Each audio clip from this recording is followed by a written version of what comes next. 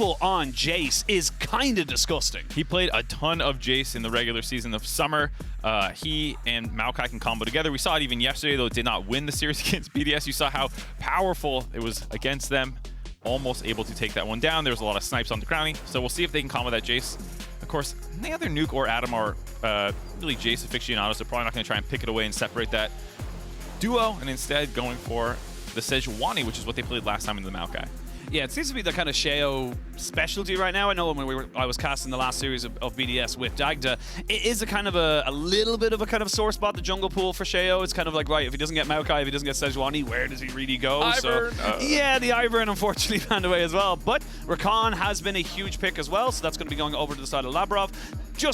Honestly, it's such a blindable support that you can put it with almost any matchup. And the Zaya off the board, it means that any AD carry can really go there either. But for PSG, I was going to say, they're going to probably lock in their solo lanes here. I don't think you want to leave open the Jayce this low and going on. So you get the Kennen, you get the Jayce, you lock in your top side, and that is scary as all hell. I kind of like the early Kennen at first. My initial reaction is, why are you picking this so early blind? But knowing Adam's champion pool, most of them are not great. Could you name it off for me if that's possible? Dogs, Darian, Darius, Olaf, Karen, Set. No, we're still waiting for the O in Olaf. We'll see if he ends up playing it here, but most likely not into Kennen. I mean, at 6, maybe you can all in, but otherwise getting there is going to be pretty difficult. So we'll see when he wants to go there. Nuke going to tried and true Azir. Absolutely huge pick for him yesterday. There was a game where they were controlling 99% of that game, almost lost the entire thing, but Nuke was able to save it with his good Azir play. Yeah, I mean, the good Azir play and also the legacy of Shurima Tower killing off the Kaisa right before they literally nearly ended the game. So, you know, it's all mechanics. It's all part of the skill of the game. But now we're going to see a lot of focus coming out from BDS, just throwing in those support bans, making sure the Rakan has a good time. I wouldn't be surprised to see a Nautilus ban, just something that can deal with that kind of front load and engage. And then for the side of PSG, honestly, just start banning away maybe even top laners or even AD carries, to be perfectly honest. Just take away things that can maybe kind of burn down a lot of what you're trying to go for here on this basically dive comp. I like the respect Kalista ban, something that people had not had on Crownie's radar until yesterday, and then they saw it and they go, that looked bad. That's a beep. That was scary. We're going to ban that one out. So yes, getting the respect ban after one game on the Kalista. We'll see if he ends up going back onto Ezreal. Ezreal's here is a pretty common combination, but didn't love the early Crownie Ezreal, but maybe again that was that day one nerves where the team was not playing well as a whole. We'll see if he goes back to it here, looking like it based off these bans right now.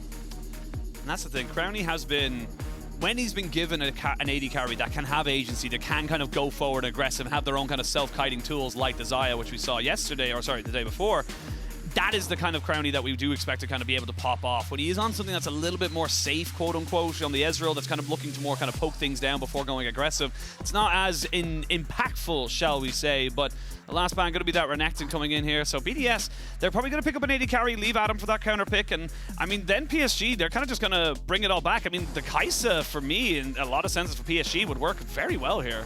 Yeah, you would think with one of the S-tier AD carries banned, you just go to the other one, but we haven't seen a ton of Crownie Kaisa actually so far, so might be a champion that he doesn't really want to play, generally speaking. And I will say, in the current composition, there's not a ton of dive to combo with, and you know, Kaisa technically slots in anything, but she's absolutely at her best when there's other dive buddies that you're going into, and right now that's not how their comp is looking to function. Looks like a lot more front to back, and the Sion blind is definitely leaning more into stable front line, front to back DPS. Yeah, the gods, you gotta add the S, the S at the end. Slurring a little bit. Yeah, just a little tired. Because you've heard it so much. And Sion also gameplay, putting you to sleep. Straight up, honestly. But, well, we'll see now the Alistar locked in here, so it's kind of adding into that kind of front-loaded engage. You're going to go in with the Alistar, maybe even have a flank with the Kennen, and just kind of come in from all sides. The kind of AoE advantages you have with these ultimates from PSG is kind of nuts right now, and see what they want to try and put in. The Kaisa would make a lot of sense here for them as well, just to kind of, again, just add in someone who can just all in and just try and blow up a character. Yeah, I think Kaisa and Jayce combo together well because both have long-range skill shots that you can land and chunk people up at the start of fights, but Jayce with Duskblade going hammer form and assassinating someone and using that intangibility to run out is often a really good combination that Kaisa can also follow up on, and we see the Zeri locked in after a continual round of nerfs still pops into the meta here and there, and makes some sense, like we said, playing more front to back in this team composition, not wanting to lean on the Ezreal as much here because Kaisa can have a fun time against Ezreal if you ever get ahead, especially if you're going the lethality build and you're just pouncing on the Ezreal over and over again.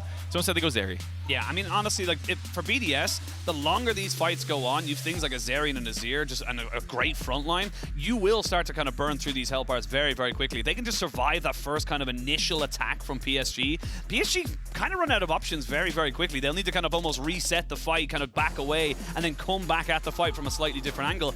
Unless BDS can kind of, you know, basically make a big mistake there, I don't really see how PSG can really kind of get around that. No, I mean, you basically either poke out at the start so that BDS can't walk forward, or like you were just saying there. And so, very interesting game one. Is a best of 5 here for the first time, obviously earlier, previous series as well, but it was rest of best of 3s until play-ins until now. So the advancement matchup to see who goes to Swiss stage will be decided here, and both teams opting more standard. Get a feel, see how the enemy team's playing before you make your bigger adjustments in game 2. Absolutely, and look, which is stronger? LEC's 4th seed performance at Worlds or BDS in a lower bracket kind of run? That's the kind of question we got to come out of here right now, because this is something that is going to be very much watched by a lot of different people. I think a lot of spectators expecting both these teams to make it. Now only one can, so you got to put your best foot forward. You got to start off the way you want to carry on, and for BDS, they have to make sure they hit the ground running.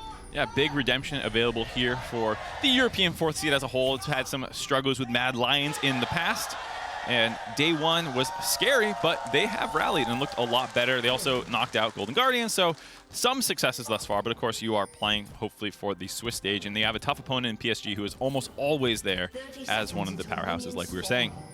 And PSG, that's the thing, is like BDS, the 4th seed from LEC. 4 seeds for LEC in Worlds Swiss stage would be nice, but this is PCS's only seed left. This is the only thing they have to really kind of continue on with the tournament. So the VCS already got their seed in. They were guaranteed after the way the bracket went. So PCS, they don't want to fall down as a, you know, kind of a play-in region that's not able to send their first seed off to the grander stage. Yeah, and I think relying on Maple, who has come back to the PCS after that stint on TSM in North America, instantly back on the world stage, joining the #1 seed with PSG, and helping guide them. I think you've seen a lot of Maple's strengths on a team that can function and follow his leadership. They showed that graphic. 110 games of Worlds. 9th most. I believe maybe moved up to yes. 8th. We'll have to check if it's going to go up any more through play-ins here. But very, very impressive leadership out of him and helping lead this team through a difficult play-ins. Yeah, for BDS, they're kind of these players are looking to make that kind of legacy for themselves. They're very, very green. Most single digits. Yeah, literally almost all single digits, if not at the start of this 0. And I mean, for people like Crownie and even Adam and stuff like that, it's kind of been a stage they've been looking to get on for so long. Obviously, Adam had done it before, but it just feels like this is the team they need to try and perform on. And for Crownie especially, it just feels like it's been a long time coming. Yeah, and we'll have to see how much Adam can do on this Sion pick. I did call it boring. However, there is the other school of thought, the Baus school of thought, made in Europe.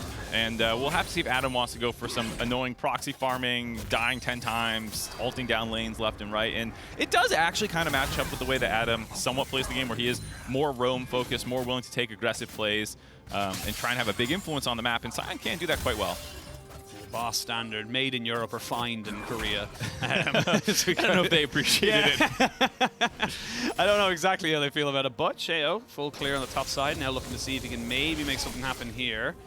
He was in a bit of a bad spot for Maple. You can see he really wants to try and just kind of get this one going, but right now just very, very aware that I don't know exactly where this Sejuani is, and Sheo is very, very patient for the moment. We'll see him now finally revealed. Gonna see a flash for flash. Nicely done there by Sheo. Always worth trading your flash for the mid laner's flash. Yeah, relieve some pressure, limit what Maple can do in the early game, and then just continue your clear onto the bot side of the map. Sheo already getting involved, and this is an interesting game to think about what each team's game plan is early on. I don't think there's one lane that you're necessarily trying to snowball. You, as PSG, probably want to get some wards out, isolate Azhi so you can just keep pushing in Adam over and over again, get some chip damage down that turret.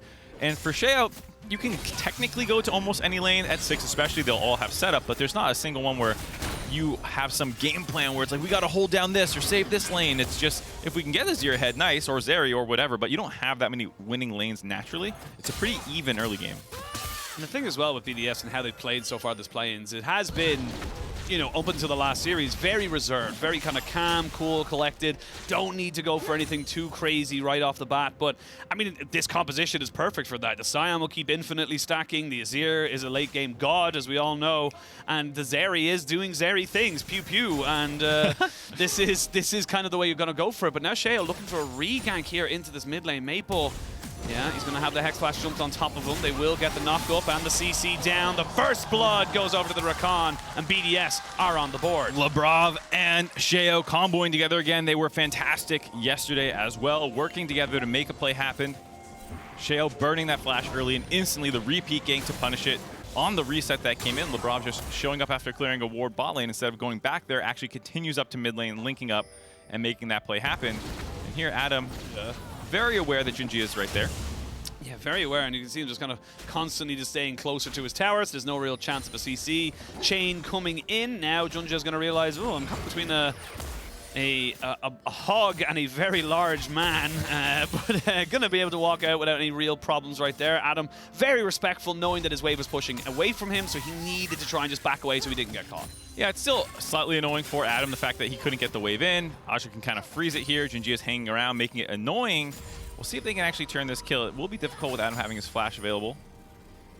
Yeah, I don't really see them kind of going for this one right now, but Azhi's going to be able to kind of freeze this very, very effectively, and this is where the matchup really starts to become difficult for the Sion. And yes, he won't die, but he won't exactly be thriving either. No, you are a low econ tank jungler. You know, you take your money, stash it in the put it in your pillowcase. Yeah, you're not. There's no investments coming long term for him. He is going to be holding on as best he can. And I think it does put more pressure on Crownie and Nuke in these situations then, because I think Adam has been one of the most impactful top laners thus far in a meta where I think top laners have had a good showing in terms of impact.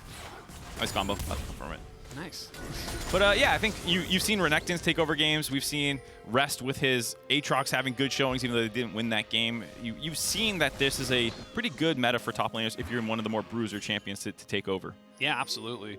I think for Adam, I think a lot of people were expecting Adam to kind of obviously, you know, continue with those bruisers. A little bit of a slightly different look here with the Sion low econ tank in the top side, but we'll see if it has the same kind of impact. Again, Sions have been throughout the meta just one of those picks you can always go back to. You can always rely on as the worlds and metas change, because it's just that reliable. That decimating smash is so good. Just keeping the wave nice and trimmed down. Yeah, and even when he doesn't have the best itemization in the world, like you said, just so much in the kit that allows you to scale up and be a front line. And I know there's a question of how good tanks will be. Currently, it does feel like they are behind some of the bruisers and carries, but if it looks like a good angle for it, you can always make it work. And on the flip side for PSG, I think there's going to be a lot of pressure on Wako. He's someone who I loved watching at MSI this year. He is incredible, and I want to see them get a little bit aggressive here soon. Start when the sixes come in. Hopefully find some plays with JunJia and not just seed everything, because this is what we kind of saw at a CFO, and BDS was very happy to punish it. And it's something that I feel like is sometimes a detriment to the PCS region, where they are just too happy to sit back, scale, not contest objectives, not really go for anything. And then it's third dragon, you're 4K down, you're on soul point for the entire rest of the game. Yeah, and you then have to fight every single moment of every single objective because there's nothing you can really do. And now you can see with Wako, knowing that the dragon just went down, he's going to have to play so respectfully because he doesn't have support. And that means a free turret plate goes over to the bot lane. Crownie going to drop down a ward as well to make sure he doesn't get caught out by Woody. But, I mean, right now it's pretty solid here from the side of BDS. The difference in the gold is literally the kill. That is it, and that dragon now as well. But nice combo. Not really going to lead to much else, you would imagine. Maokai is coming, but knows he's on a ward, so no Nature's Grasp to really make this one happen. I will say Labrov going to bring the Maokai back over the wall. The Bramble Smash should just be able to kind of deter any other engages. But yeah, I mean, PSG, I mean, they looked for something, but I don't think it was there. I don't think it was ever there. No, just you land a combo, you see where it goes, and you don't want to flash, you don't want to burn any ultimates, so you just take it and go. And again, the scaling continues. I think from a scaling perspective, PSG is fine. Wako and Maple are obviously going to be fine. We saw exactly how good that can go. With Jimmy in yesterday, his Jayce was incredible. Kennen will always be a threat to squishy backline members if you can find good flanks. But BDS is a very, very good team around objectives. They're willing to have proper setup, start them, force you into them. And again, we'll have to see if PSG ever wants to get aggressive prior to that. It is still only 8 minutes, and here they are starting off their own objective. We had a little chat before we came online, obviously, in the green room, and we were saying, you know what? If this first game starts like that last game from GAM and Team Wales, we'd be very happy. I think it was like 27 kills in 22 minutes or something like that. Yeah. I don't think we're getting that, Mark. No. I don't think so. I think it's going to be slow and steady, sadly, does win the race for either of these teams. We're about to start talking about all the rotatos going on. Oh, wow, yeah, the bot side. You're in Ireland. You like potatoes. Oh, yeah, there you go. Crossover's there. There you go, man. The crossover the we never potato knew. crossover. We never knew we needed, and you know what? We probably still don't. We thought about it, reviewed it. Shut down. No, thank you. BD came back and said it's a no. But I mean, yeah. I mean, for BDS, you're scaling. We've talked about that many, many times. But I feel like it is going to come down to that first big fight, potentially around this next dragon in 3 minutes, because you're going to have access to all those ultimates. You're going to have the slicing maelstrom and things that can just kind of close in on top of people on BDS. And on the other side of it, BDS are going to have so much time to kind of, you know, keep everyone at arm's length. This could be the big moment that kind of breaks this game wide open, or like most of the time in these kind of series, I could be completely wrong and nothing will happen. Yeah, maybe PSG will sack it, cross map, go to the strong side where they have the Kennen, get some plates down instead. Yeah. Maybe we'll just have no conflict. PvE game mode. Whoever farms best wins. They just agree at 30 minutes. Whoever has more CS. The 1v1 All-Stars, like first to 100 wins. Oh no, the Caitlyn mirrors where it's just farming. No. Not the best. Cool Not the idea, best. Execution. They definitely should have banned certain things, just like holistically. It's like, these are not allowed. Gamers are very sweaty and they will find the optimal way to play, regardless of how interesting it is for viewers. It's a fun game mode. No, it is not. It is Caitlyn farming. All-Stars is a fun event sometimes. I like the tandem mode. That was fun. Yeah, the arena? Yeah. I like that kind of like, you know, 2v2 kind of setup. Hopefully we get it back soon. That was probably the best game mode we had since ARAMs got introduced. I'm still spamming ARAMs to this day. Yeah. Me and Dracos did not have a good day yesterday on the Rift. the ARAM MMR has gone down. Dramatically. Yeah, dramatically dropped on our ARAM MMR, but we'll see now what's actually going to happen here. Minute 20 until that dragon. It looks like PSG not willing to sack side lanes just yet. I'm going to try and put down some pressure here in the mid lane. Shelly will get her charge off, doing her favorite thing in the world, which is bonking her head against large buildings. And yeah, I mean, they're just trading it. Crownie's just untouched here on the bot side, so I mean, this is just kind of how the game's going to go. We might see it engage at this dragon because there's decent war control from PSG, but I feel like they're just going to back away and just try and, yeah, just posture around, lose this vision, unfortunately, for themselves. Yeah, a little surprising to see Sheo decide to go in there and trade ult for ult on the Alistar. It will make engaging on Alistar a lot riskier if you are going to get there first and have your vision set up, and Alistar is one of your primary engage tools. It's kind of nice to force that one out. As this dragon will be spawning, it won't have it available. The question is, do PSG even contest? I like trying to break Maple out of mid lane, funnel some gold into him if you can make it a little bit riskier for Nuke to potentially try and wave clear if you can break that turret, but still 3 plates up. And then the flip side, I like BDS's response of kind of just ignoring it, letting it happen, and Crownie getting his own plates on the flip side of the map. The big thing is now we're going to see, yep, Just Blade has just been finished up for Maple there. You've got first items onto the AD carries for the moment. TP will be available for Azhi in a couple of seconds. It's just setting up for a decent spot here for PSG if they want to try and contest and take this dragon. Yeah, we'll see if Azhi can get his recall off and finish a Mythic. That would be huge to get this dragon contest more in their favor. You can see them already working down some of the wards here to try and find him a TP angle. Well, TP's going to be coming in. That's Nuke on the bot side, just trying to keep himself separated away from JunJia and Maple. There is another TP ward there, pink just behind the red buff, so that could be a place for Adam to look for a bit of a flank. You can see now the dragon going down very, very closely, and they're going to try and push them off. TP from the Kennen coming in. They've already caught out the dragon and taken out the Sejuani. They're trying to turn back in. A slicing maelstrom lands onto quite a few members. Can they finish them off? That is the question. The Sion's a beefy boy, but not that beefy at this early stage.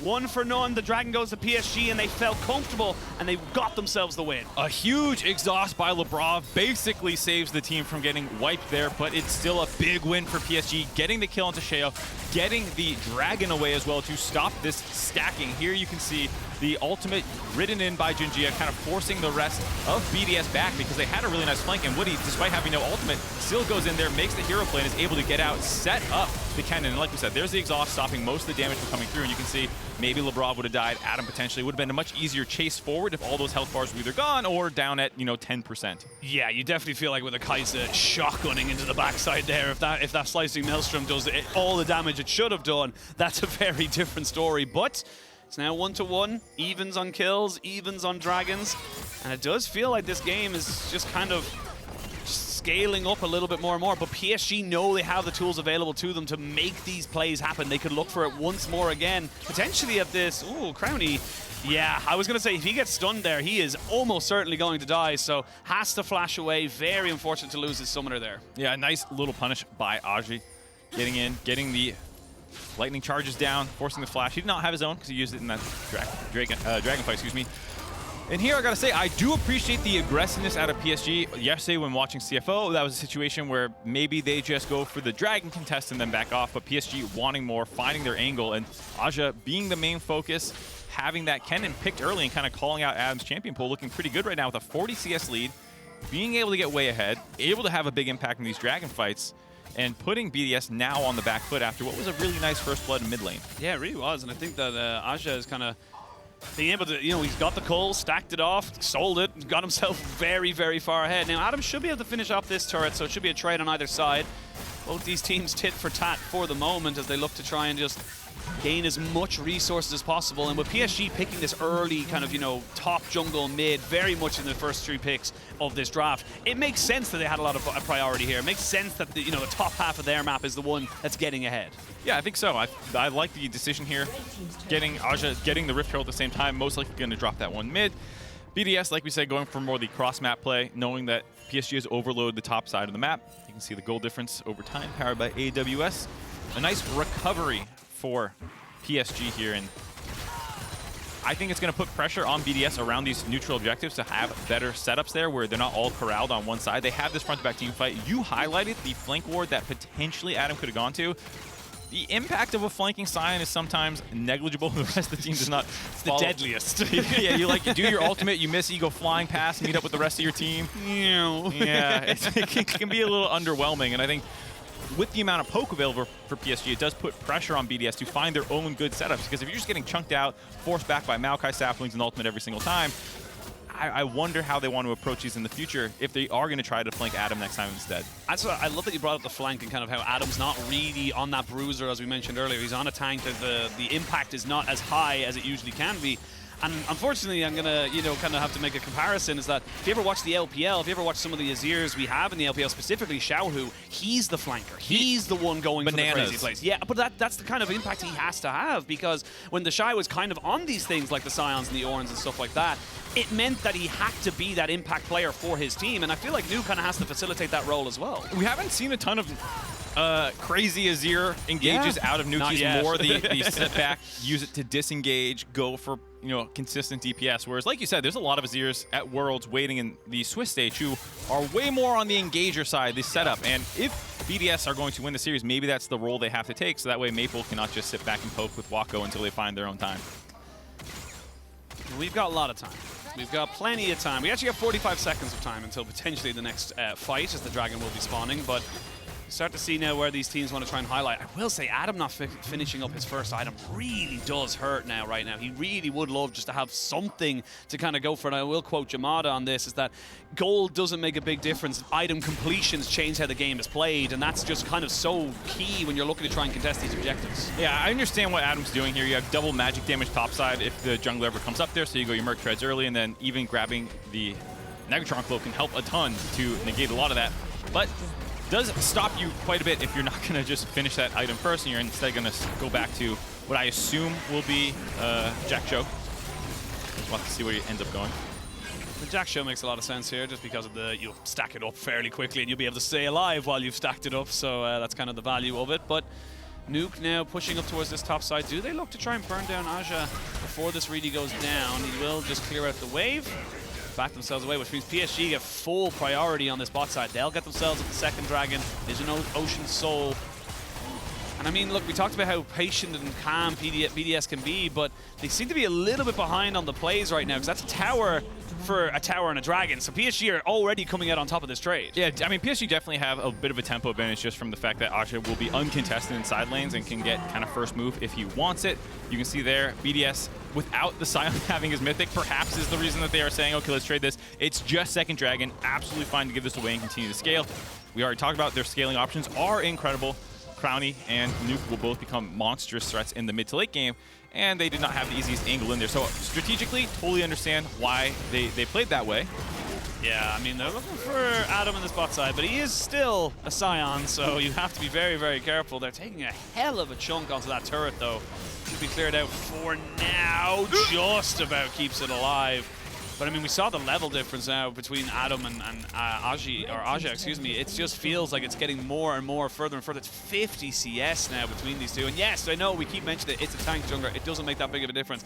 A massive Kennen is still scary. It's not about the Sion at that point. It's about the Zeri and the Azir having to deal with the Kennen. Yeah, and especially Labrov as well, being on point with your exhaust. If you're ever engaging and trying to set up and leaving your backline exposed and you're not in range to exhaust the Kennen, it can be a bit of a contrasting priorities where you're like, I'm the engage. I'm no longer there to peel if the Kennen goes in. So this is a lot of pressure on him. And I will say, I think Labrov has had an incredible tournament so far as I caster curse him. Maybe caster curse him. Maybe he was delivering JunJia to the rest of his team, but no real carries there. It was the front line fronting up. The Jack Show finally finished up there for Adam as he finally feels he has some kind of presence within this lane. But, I mean, yeah, absolutely. I think Labrov has had a really solid tournament so far, has really stepped up for his team when he needed to. I'm thinking more specifically, you know, kind of being that facilitator, being the guy who needs to step up. I always think of the Brom game he had just recently there, and it just felt like he was on point with every unstoppable, or unbreakable, every single time he needed to put down the ult to kind of kite for his team. See if he can do the same, because like you said, he's kind of got an unfortunately, you know, damned if he does, damned if he doesn't situation of I go in or I don't, and either way, I kind of screw my team. Yeah, and I thought the Terror game yesterday was great as well, having that little splash of creativity in your champion pool, because he is a lot of the times kiting back with the Braum. His most played is Rakan, so he is of course great on this champion as well. And here it is. Primary engage, of course, you have Sheo if he can snipe someone out with an ultimate and make it easy for the rest of the team. Or if Adam can land a huge charge, great. But otherwise, it's probably going to be him having to start a lot of the fights off for the side of BDS. Mark, how are we doing? With 2 kills in 20 minutes? I mean, you're LCS, I'm LPL. This is slow by any standards. 0.1 combined kills per minute is the gameplay I like to see. Let me tell you, I'm a pacifist. I know, but it's just... Unless I'm playing... I'm an entertainer. I'm a murder hobo in games. In real life, pacifist. Get those Baldur's Gate 3 going, you know. No one is safe. Everyone must die. Thank you for saving our village. No. Do you have XP for me? You will die. 1 XP? Give it to me. I'll take it. It's like that Megamind meme. It's just like, I wouldn't say saved. I would say under new management. Yeah, exactly. We wait to see what's kind of the next big play. But I mean, look, Baron is on the table right now, and it was something that BDS were willing to do the last time, as we see PSG finally pushing in to clear off most of this vision. There is a ward or two just kind of hovered around this Baron pit, so there is potential to kind of spot out what is going on, but I don't think PSG are going to pull the trigger on this anytime soon. No, I do like BDS kind of the way they've been moving away from PSG and some of the power positions that they've been in. I thought yesterday BDS flowed between their plays very well, and I think in a situation here with how much damage they have on Baron, they can look for situations where PSG falls asleep at the wheel. You can maybe get damage over the wall. Zeri can hop walls, Sheo can hop walls, and you can, of course, hit free from behind. And so there are some tricky plays for BDS here if they ever choose to do it. And yesterday they showed a more aggressive look where they were willing to kind of flip some objectives, and maybe that's one of their avenues here. If they're trying to avoid straight-up conflicts, maybe you can look for some tricky Barons. But PSG is kind of all over that right now, given that the next Dragon isn't spawning for another 45 seconds. Adam has done 1,000 more damage this game than Crownie.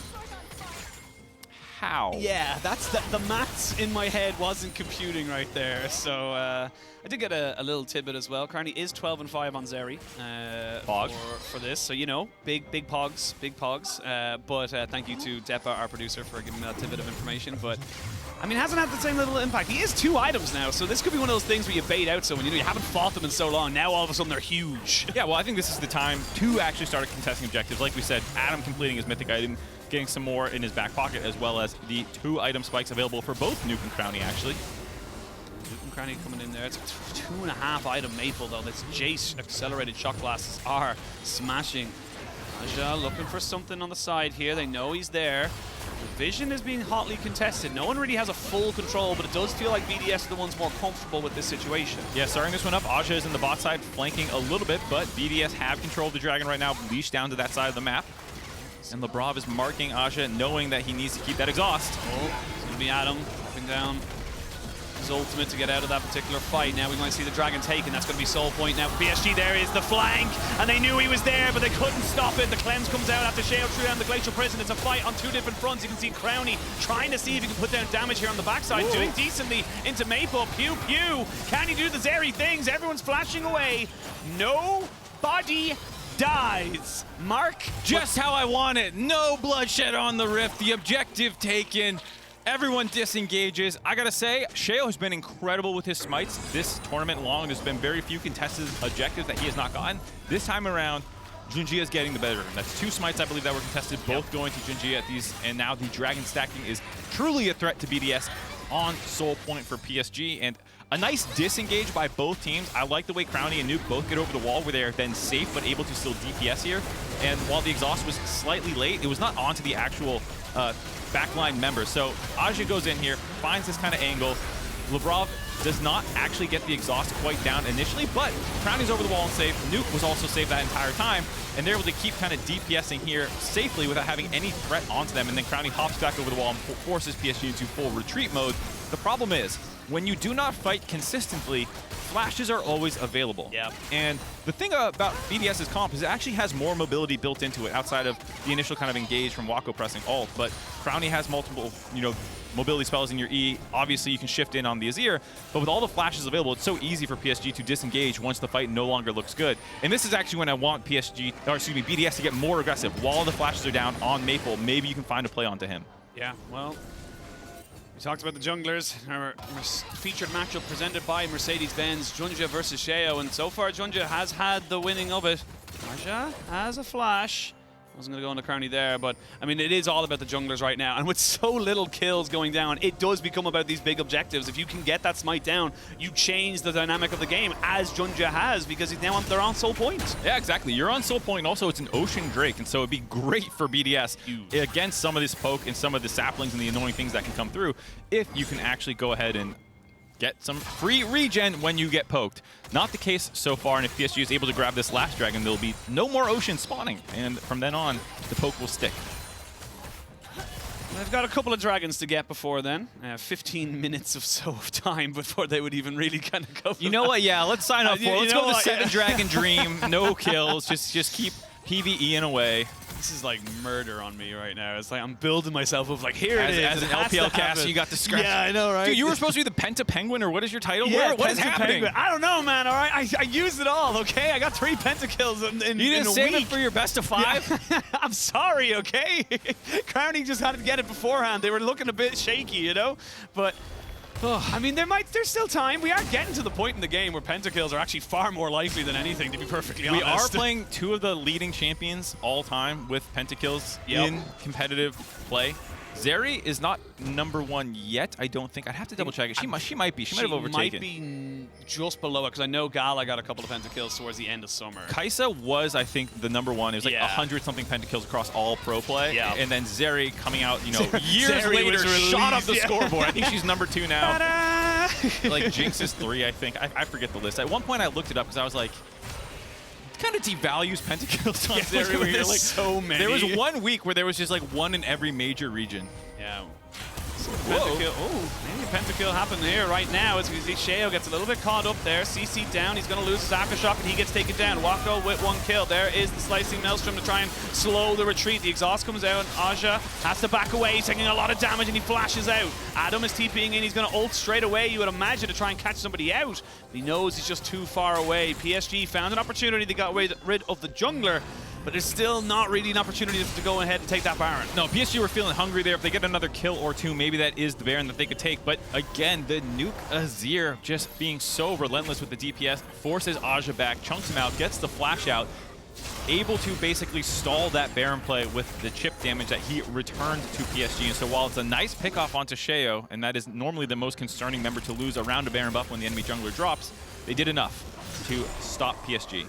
See the team fight damage there, as you just mentioned, Nuke doing exceptional work there to make sure he was keeping his team in it. Adam TP'd in and did zero. Kind of rude to put him on that graphic and all that. That bagel is because he wasn't there. Yeah, it feels like we should have something to kind of take away champions when they're not actually involved. But now we come back in or look for a fight.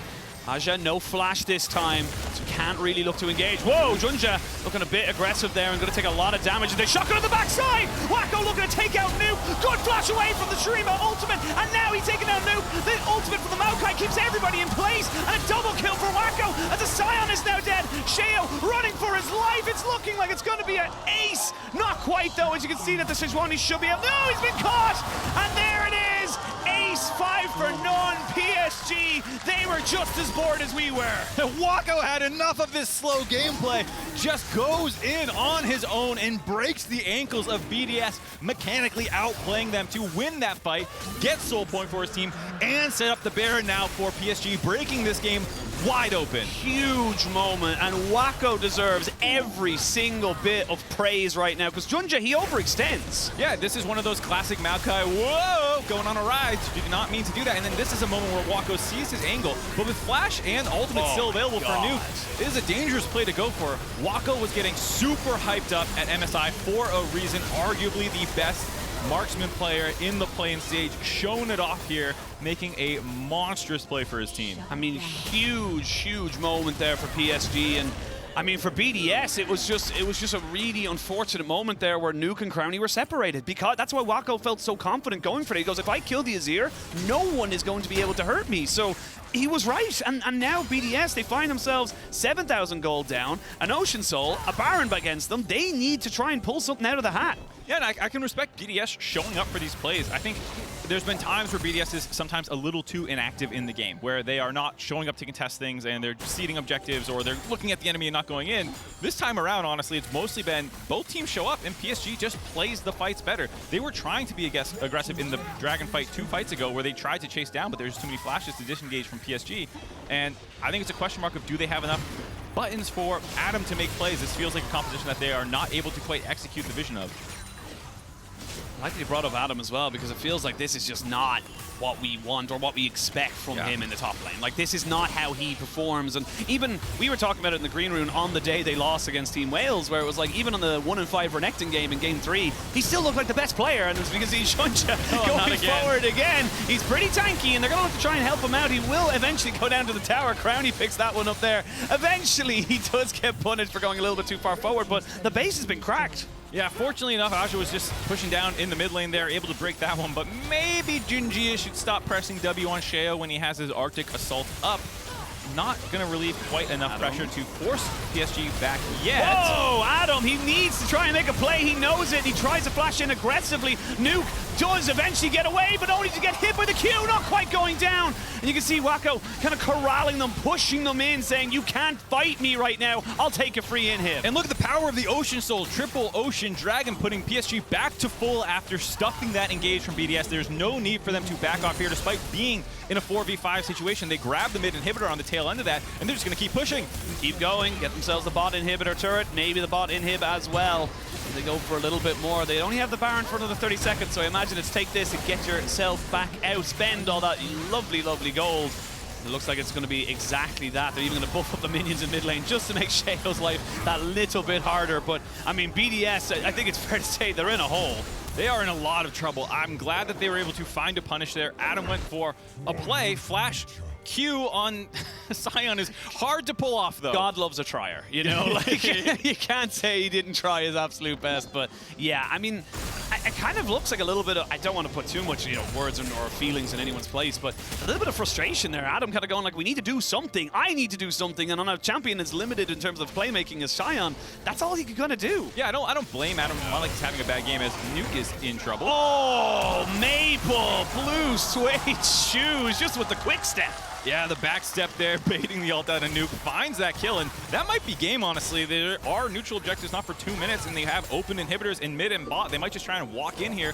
guide these super creeps in and use this Ocean Soul to sit on top of BDS and just chip these turrets down and force BDS to engage onto them. Yep, Azhi has got a stopwatch it. He wants to go super aggressive, flash and slicing Maelstrom. He's going to TP, excuse me, he's not going to TP, and that's going to be Maple, the Spear of Shojin to kind of finish him off. There's even a GA onto Wako, so even if he goes super aggressive, I'm watching JunJia to potentially be the one to go aggressively onto this, but they can just keep everybody here, keep everyone pinned back in their base. Azhi's doing his work, he's taking away the turrets. Yeah, they're fine. I mean, even if you're not going to end the game here, it's keeping BDS corralled completely in their base. With that Shojin, they can go the double shock blast for acceleration gate. A little busted, I'll say that. And just poke down the next turret. You're going to have triple inhibs. Should you not be able to end the game immediately, you can at least use this pressure to fall back to the Elder spawning in Baron in a minute and a half. Triple inhib.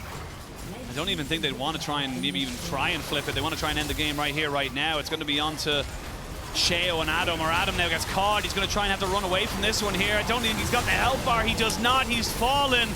And the rest should fall with him. They haven't got a minion wave just yet on that second tower, so they have to wait a little bit longer. Adam trying his absolute best, but the towers have gone down. The turrets are dead. The slicing Maelstrom is just perfect. And they're going to be at the toe of the Crownie. Wako goes wacky, but it won't change the result. He gets shut down. It's a nice little reprieve there for BDS and Crownie, but at the end of it all, PSG, they look comfortable. They looked good. There was one punch that BDS snuck in on the first blood mid lane, and then from then PSG bided their time until they were able to wrest control